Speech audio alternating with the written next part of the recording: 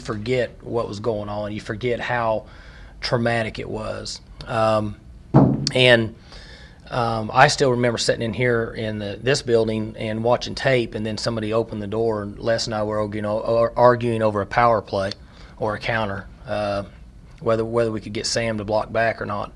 But anyway, and then they said you need to put it on the screen, and there was already on fire, and then the next one came through, just like we all vividly remember it.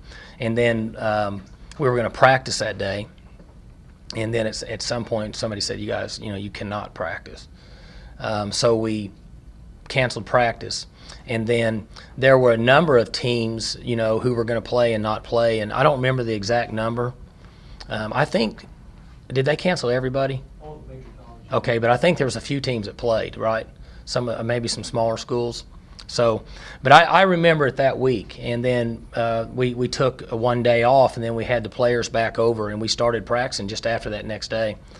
And but it had an effect on all of us, no question, coaches, and it even affected the players as young as they were.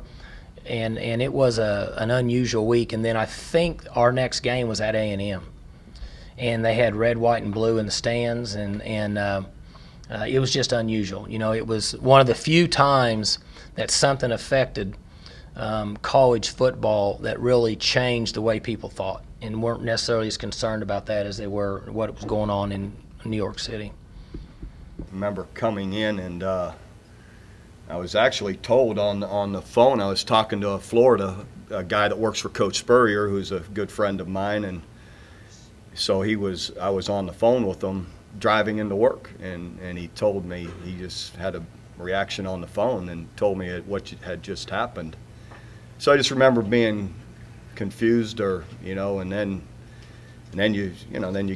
I got to work, and we started following it, and you just like everybody, just empty, just your gut just sinks, and then it's just very strange with the players that afternoon, and what do you do? I remember thinking, gosh, I think we did practice, but it was a lot less emotion in it, and you're kind of going through the motion.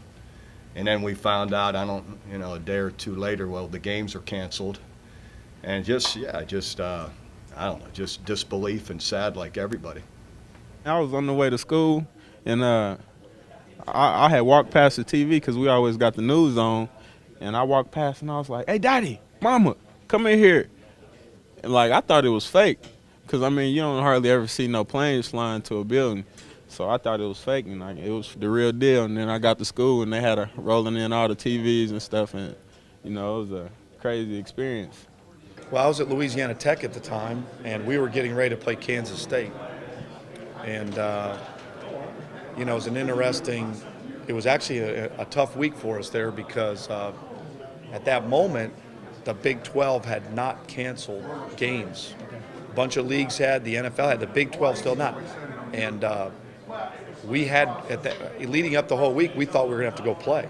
They didn't cancel till late in the week. And we actually had one of our practices, we had our players, it was not a revolt, they didn't want to come out to practice because we were forcing them to have to get on a plane to go play a game at Kansas State. They objected to getting on a plane. They objected to the whole idea that everybody else is canceled and that we might have to go play the game.